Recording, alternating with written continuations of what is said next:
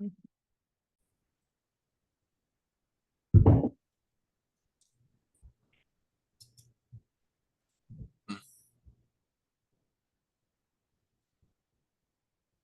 welcome, welcome, everybody.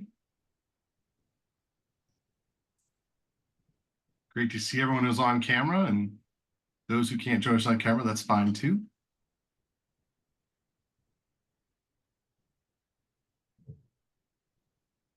Well, when I jump in, for those who don't know me, which would be odd on this call, I'm Dennis Cogbill, Managing Director of Joshua Tree Conference Group. We produce the AIM conference. We are super excited to have you join us here to talk about the biggest goal, I think, on this one is to get your session on stage and the pro tips. And Steve's going to cover that here in a minute. But let me go through some housekeeping items. You are welcome to submit sessions. You can submit up to 3 sessions. Submitting your session last year, we had about 100 submissions, and we picked roughly 22 sessions. So it is a tight competition. I got asked this morning on an email about the bias involved between who we like and who we don't like. We're friends with everybody, so we like everyone equally. And ultimately, we just pick what is the best content and what's most relevant. And ultimately, Steve will probably touch on this quite a bit. What is the problem? So that's the big question. There's 2 types of stages we're gonna have this year. One is a formal stage, which would be a stage setting that has an AV system and a setup and required to have slides when you present on it. So if you're selected for one of those, or if you self-select one of those, and then we pick you for one of those, that would be the requirement. If you get selected to that stage, everyone that's on that session gets a comp registration, a complimentary registration to AIM. So for that level, you get a comp, we pay you back for all the hard work you're gonna do to be a part of it. The second type of stage is the roundtable. So these are either outside during breakfast or during lunch. We also have some inside versions of this roundtable. We have a room called the Genius Bar, which we programmed 5 sessions throughout AIM, so we actually have some more session time. And those roundtables, if you're selected for one of those and you opt to do that, there are no comps for AIM. So the most common side of that one would be a supplier partner. One of our vendor partners would be selected for a roundtable. They would, if they want to still do the roundtable, they have to use their allotment of registrations for that. Just so there's no confusion, we get it out early so you understand. So I'm sure the burning question right now, especially from Martin, is how do I guarantee my slot on stage, Dennis? And since there's 2 sides of this house and I handle sponsorship for AIM and Steve handles content for AIM, I'll tell you about my side.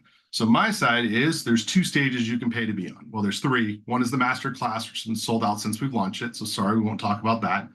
Then we have the partner stage, which is $35,000, guarantees you 45 minutes on stage, concurrent sessions. So there'll be 2 other sessions running at the same time. I have 3 of those available.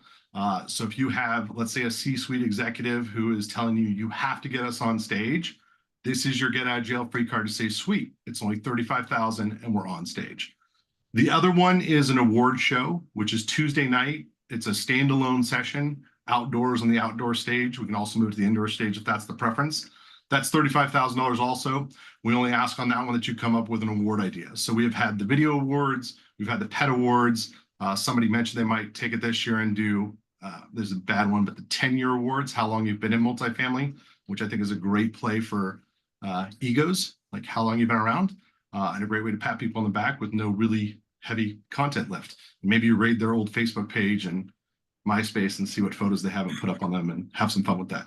But that's me. I've used my allotted time. Welcome. I'm going to hand it over to Steve to talk to us about how to get on stage. Steve?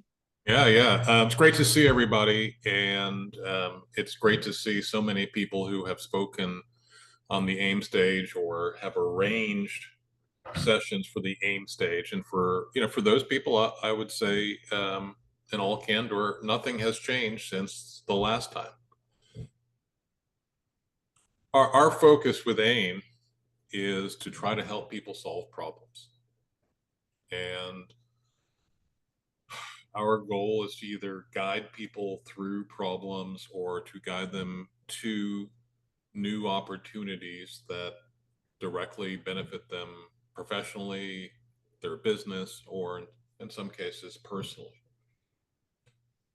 And I think our approach is fairly simple. We look for the most significant problems and opportunities that have the broadest applicability to our audience and prioritize those to put them on stage. And so I guess the process rewards people who stay close to property management and ownership, stay close to the industry and listen to what other people are saying about what's difficult for them, what has changed, what's taking up their time. And so I'll give you an example. I was in a conversation recently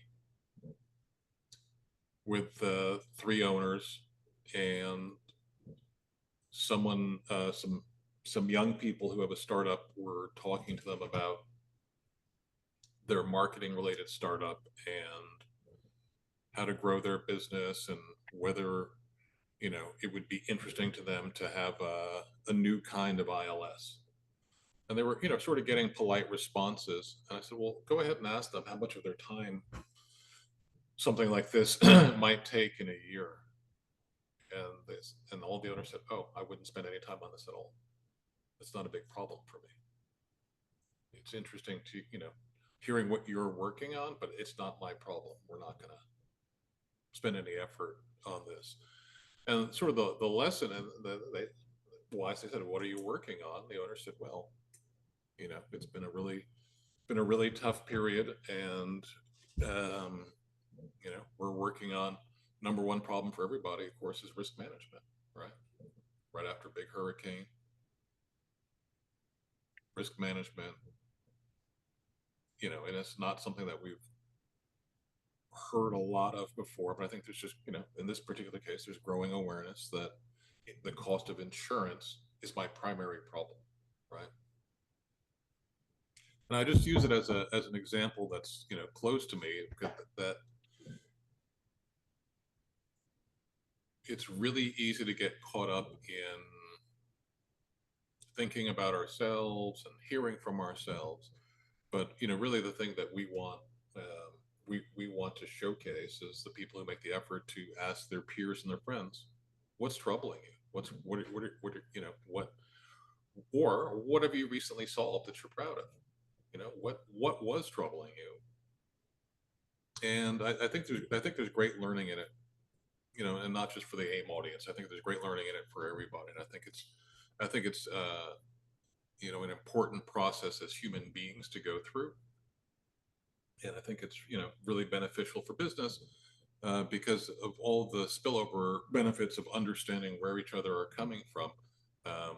You know, I noticed in the last couple of years at AIM, more and more people are really working on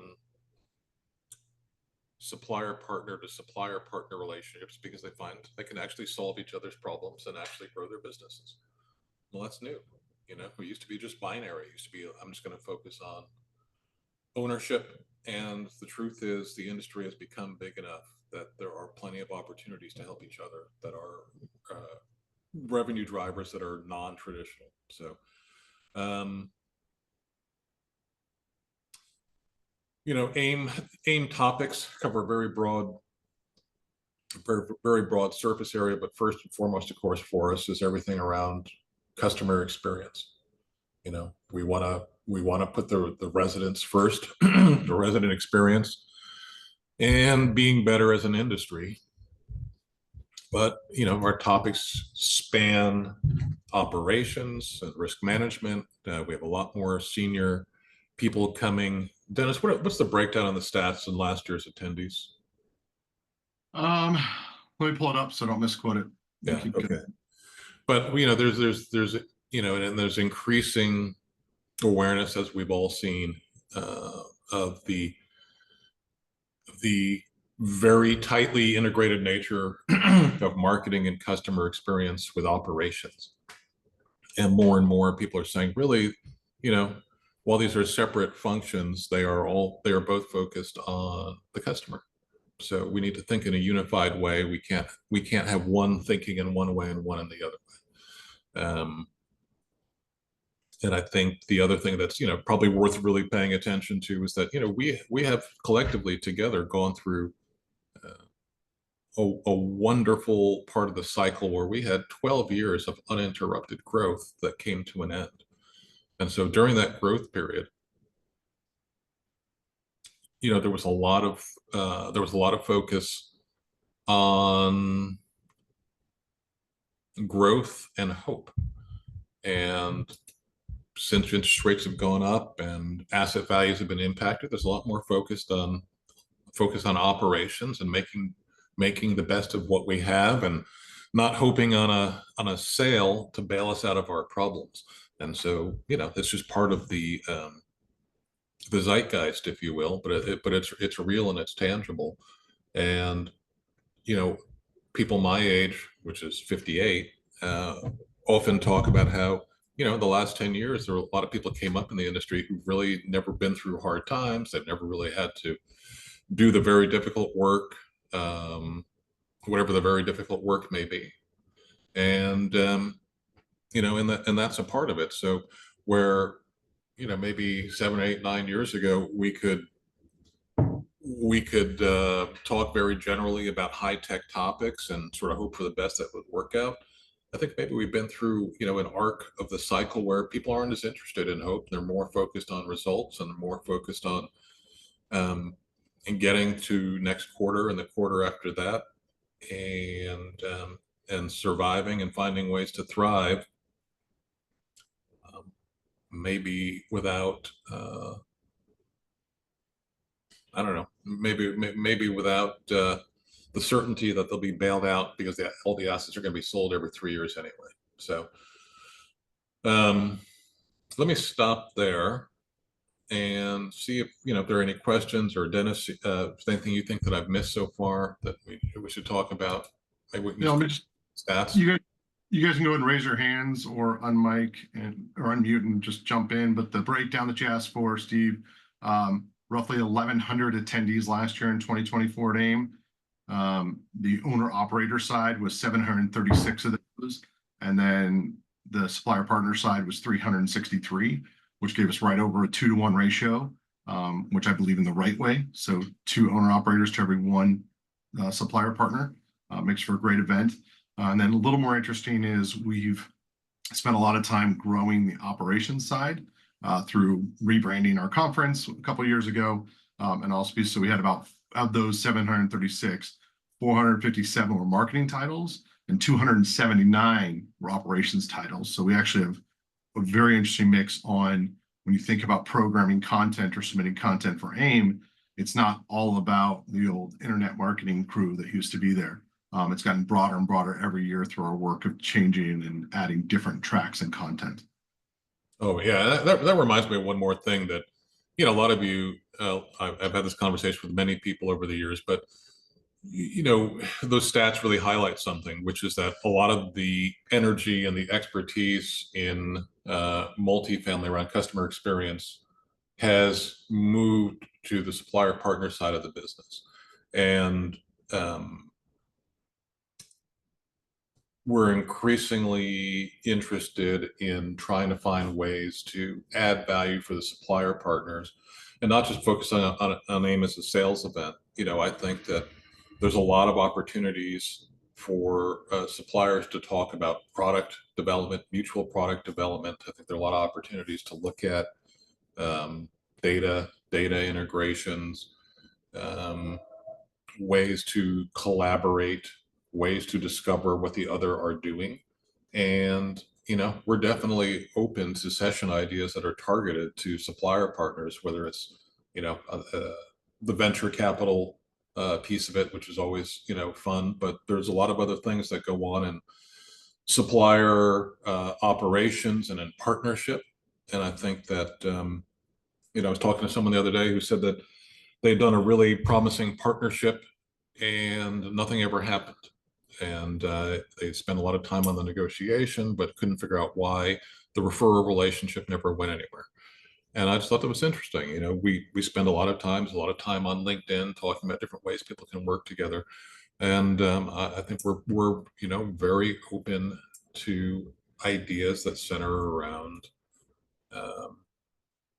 making supplier partners and partnerships better for each other. It doesn't have to be just on the ownership side of the equation.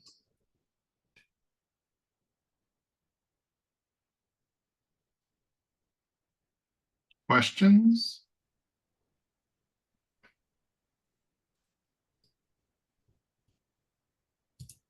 Hey, I have a question. It's Steph. Hi, Yes, guys. With the change in the rebranding that you were talking about, Dennis, and like the marketing titles being at about 1.64 to 1 on operations, are you choosing sessions in that same ratio? No. Okay, thanks. I mean, you'd give us too much credit, Steph. I mean, you know, we're just looking for the biggest problems, and you know, it, no, no. Hi, everyone. Autumn from Resi here. A quick question. If you could share, in your opinion, what topics there's fatigue on? What should we stop talking about? I'll go first. AI or automation that's packaged as AI. That's one. It's just automation. I do a lot of automations. None of it's AI. So that's one piece. Also, the 1 year AI had its big push. Everyone sprinkled AI into their presentations. Like throw it in there, it'll work better. Just like bacon. When you add bacon to everything, it's better.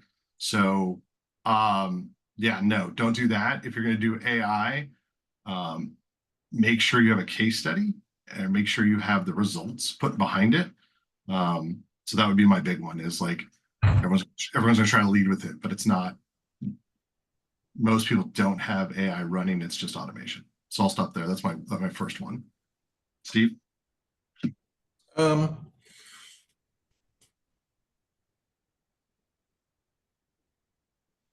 I don't know that there's any specific topics that are tired. I think the audience gets impatient with things that are lightly researched.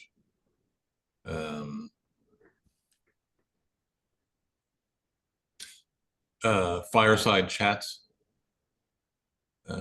which we don't allow.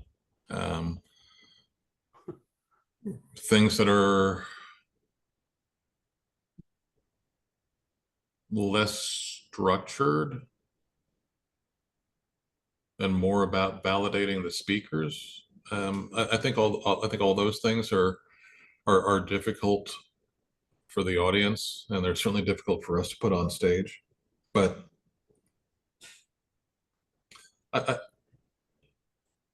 I think, you know, well done. There are certain topics that, you know, that can stay evergreen, and people do like hearing. It's more about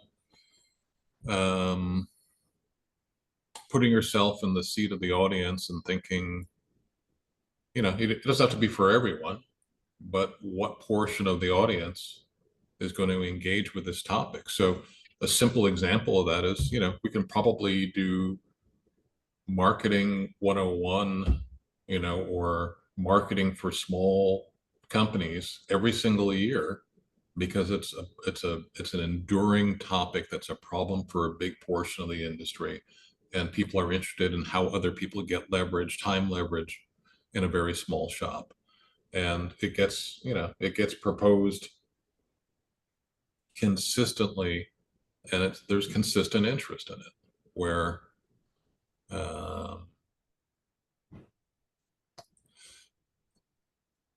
you know, 15 years, 16 years ago, 17 years ago,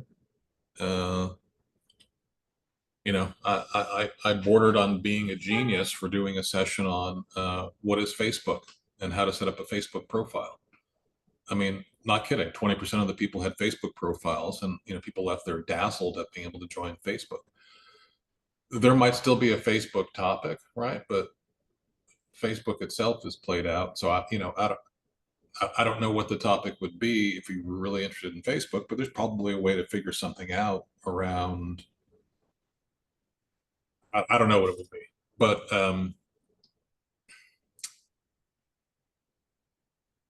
and I think the other thing is high level generalities. I think are played out. Title, social media marketing probably is not a winner.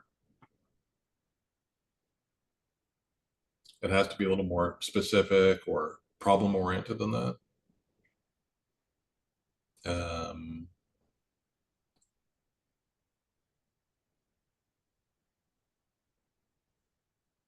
I don't know. And you've already said, Dennis, anything else come to mind as I've rambled that you think is played out? Yeah, there's some formatting things you can consider also in submitting. So Steve Wunsch just asked a question in the chat to me about what is the max amount of people you can submit with a session. We have 6 set up in the system. Just to advise you, 6 speakers is super tight, meaning it's tight on the stage physically, but also it's tough to get to anything in substance because our time blocks on stage are 45 minutes, drop down from an hour due to attention spans. So note that. Also, when you submit, one thing to be cognizant is diversity on the panel. When I joined AIM, we banned manels, which is a man panel, which is all men on a panel. I'm not going to mention they were Caucasian, about 45, but other than that, like, it's just not interesting. So don't do manels. And then also, if you get selected for a stage, we will have training. It's required training, 3 sessions of training with our coaches. We've picked up coaches about 2 years ago. We've kept them. It makes our content just so much better than our competitive set in the industry, but it also makes everyone accountable for what they're presenting. I think what Steve was alluding to is a text message we had the other day about somebody talking about the session they're going to present at a conference coming up pretty soon that literally just says, we're not preparing, we're just going to have a great conversation. And to me, that's offensive to the audience because without an agenda or topics means you didn't really do any work. And if you're doing that, we can just do that, over breakfast or in a bar or somewhere else to hear about your pontificating of your thoughts. So don't do that. Yeah, great point. I had one question, Martin with Department SEO. So on the vendor side, when we're submitting, of course, we're thinking about the problems we're solving. And of course, we want to include, our property management, team or people, professionals as well. We come up with a good session. It's around, something you guys like. Now, if the vendor is involved in it in any way, is there still an opportunity to be on the main stage, or is it now we have to go through like the partner stage award show kind of thing? No, absolutely. I mean, it's we see the presentation team as a team, and so the whole point of it is that you have a good idea, you've got some answers. We're going to work through the process with the coaches about who does what. Everyone finds, some people want to present, some want to be a moderator, some want to just set up the questions. It just depends on what the topic is. But no, that's absolutely fair. And anyone can propose, and anyone can be accepted, and anyone can drive a session. And we have the support of our coaches to help make it happen. So, even folks that don't necessarily feel like, here's a good example. Oftentimes, if you have a supplier that says, hey, I'm going to have 2 of my customers and 1 other guy on this panel, and there might be some reticence about pushing your customer to show up for prep calls or for their piece of the work that they have to do. Well, that's part of what we do. That's what the coaches do, is to make it a group effort that's actually accountable. Everyone's accountable to each other. It's rehearsed. You feel comfortable being together, and you get excited about the ability to communicate when the time comes, and you get a little bit nervous. So it's definitely a team effort, and we want everyone to succeed. And the key to the whole thing to us is the knowledge. Steve and Dennis, I would just add that, well, first of all, your comment about AI, as I always say, you can't spell AIM without AI, right? So as far as overdone topics, centralization, I went to Blueprint, Optex coming up next week. Centralization's kind of been done to death. I don't know if that's something people are thinking about. And then I would also tell you that do not underestimate the value of your moderator. Being someone who has sat through more of these sessions, maybe even than Steve, I would say that the moderator can make a session better than the panelists if they are driving and asking the right questions and you've done enough forethought to your discussion, compared to panels who just sort of talk or read off their notes and the moderator is simply looking at a piece of paper with some questions that they scribbled down. So give a lot of thought to who you're choosing for your moderator, I would say. Yeah, thanks, Paul. That's super thoughtful. And, you know, the centralization is a great example of being a very broad topic where you would have to successfully compete, you would have to break it down to something very specific that is maybe novel to the group of people that are presenting. So, for example, in this case, you could say, you know, if you, and I don't know of this, but if you knew of an ownership group that said, hey, in our next investment fund, we are going to market to investors streamlined operational efficiencies through centralization.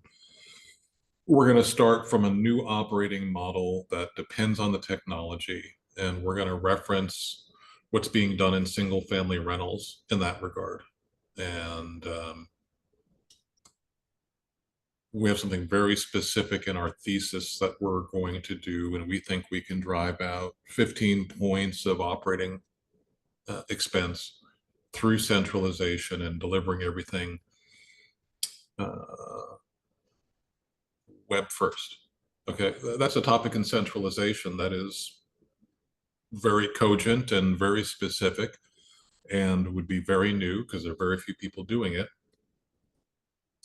where obviously centralization is a part of it and the tech is a part of it, but it's a new investment business model that might make it very competitive, where just having, you know, centralization of marketing is probably not competitive.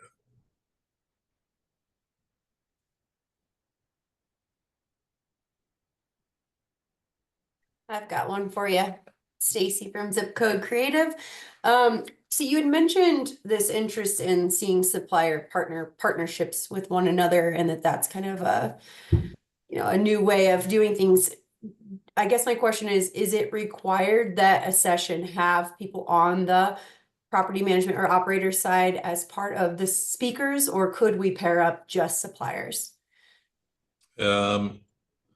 It's not required. You can definitely have, you can propose anyone you want.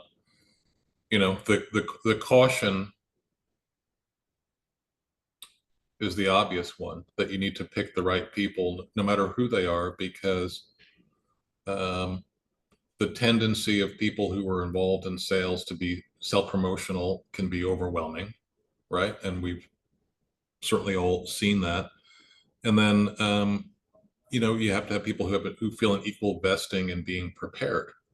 And twice in my career, I have been on stage with people when they have actual physical panic attacks because they were unprepared. And so it's made me just a nut about trying to get to the motivations people have for being on stage and their willingness to work along to make the session a success for everybody. Because, you know, when you see a guy gasping, begging for a paper bag to stop his hyperventilation, you go, you know, I really didn't want to have to call an ambulance over a session at a conference. You know what I mean? So I think it's just more about the people and their motivation and, you know, and how you're directing the session. I mean, we've had so many times where there's a technical topic. I mean, you know, obvious, simple ones like around integration. I mean, I don't know. The people who know about that probably are not going to be on the owner side of the business. just as an example.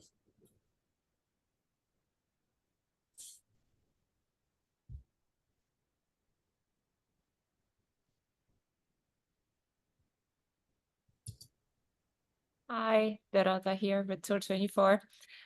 Thank you. That was really, eye-opening, because I think, on the supplier side, we always actually thought that we cannot present something that is so dear to our heart and really speak to case studies and so on. But because of this conversation, that gave me 2 topic ideas already. So you said we can submit up to 3 with different panelists, right?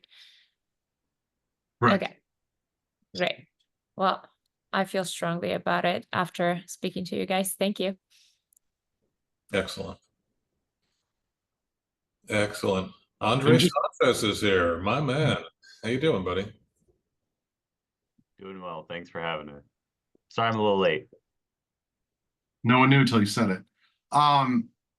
So to clarify our Martin's question earlier, you can select who's going to be in what position on your submission. So like who's going to be a moderator and who's going to be a panelist. And that doesn't mean that the supplier partner has to be the moderator for all of it, Martin. So you can flip it back where, let's say you have a client who truly is not, or actually not a client, a prospect from a vendor partner side that wants to know about your business or more about how you're solving problems, and you put yourself on the other side. So they're asking more questions, and it's not the sales pitch, but it's more about how do you think about, Google changing the algorithm? How do you think about, the integration on the backside? How does this fit in this specific tech stack? Things like that. So you don't always have to be the person that's just on the moderation side, but you can also be on the presenting side as well. And then I also encourage people to, if they even don't have other panelists that are confirmed or people they think that are going to join them, it's just them with one topic or one idea, go in and submit that session. We do end up with themes or threads of submissions, so we can pair people together. And we also, I'll say, reserve the right to actually change out people on your session submission. Sometimes it's just not a fit, or we want to combine 2 and pick these certain people. So we appreciate all submissions, but the final say is with Steve and kind of how we craft each stage and each setup and what we're doing. So when in doubt, just submit if it's just one person, and don't sweat that detail. The biggest one we look for is this a real problem, and whose problem is it? Those are kind of the big starters. And then after that, the rest are details that help that argument. Yeah, and I would keep in mind too, like I remember my session for last year, I had the 2 property management professionals, ready to go. But then of course, one of them had to bow out because they weren't working at the company anymore. And then I had a replacement, and then we had to actually find somebody else again. So I would just keep in mind when you're putting the session together, have like your core property management professionals you're thinking of, but definitely have some backups, because things can happen. And then you just want to make sure you're not having to backtrack or, mess up that whole pitch. Great point. Well, it's a good point. And, and that, it definitely gets stressful in February and March, if those things pull apart, but, that we're clearly here to support good ideas and getting them on stage. And that's part of why we have trainers. So, we really want to work with good ideas. One other thing that is worth mentioning is that every once in a while, someone comes along and says, hey, listen, my college roommate is the chief marketing officer at Marriott or McDonald's or General Motors or some other global brand that people really aspire to. And, if you see an opportunity to bring someone that personally, your neighbor, who's a world-class marketing or operations talent to AIM, I think it's a really interesting way to potentially provide a lot of value to the audience, and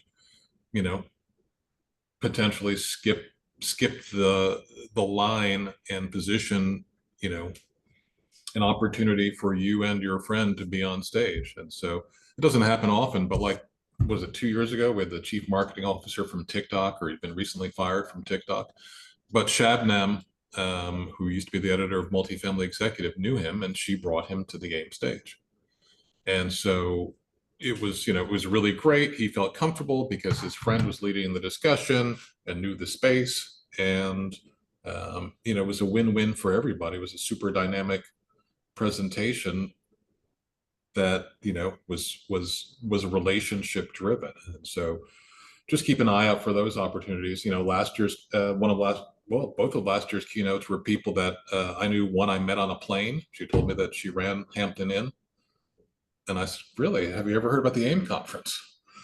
And the rest is history. And the other guy was who's the president of an advertising agency, was a guy that I knew from college, who's a performer. He's a stand-up comedian who loves to be on stage and has, you know, a lot of great creative credits to share. And so, you know, I encourage you to think about, you know, not people you don't know, but the people that you actually know. If you have someone like that, give us a call or shoot us a text and see what we think, because those kinds of opportunities are really fun and distinguishing, and we have a lot of flexibility with. I actually have somebody from Google who you might be interested in, and I could see if they might be interested in as well. Well, we should follow up on that. I mean, certainly if his name is Sergey or Larry or Eric, those, you know, those are good first names there. Sounds good. Steve, what's the timeline for submissions and then hearing back who got selected this year? Yeah, so submissions are going to be open through, what do we say, Dennis? December 15th? Yep. And our goal is to get back to everyone before Christmas, so you have the holidays to stew on it. Thank you.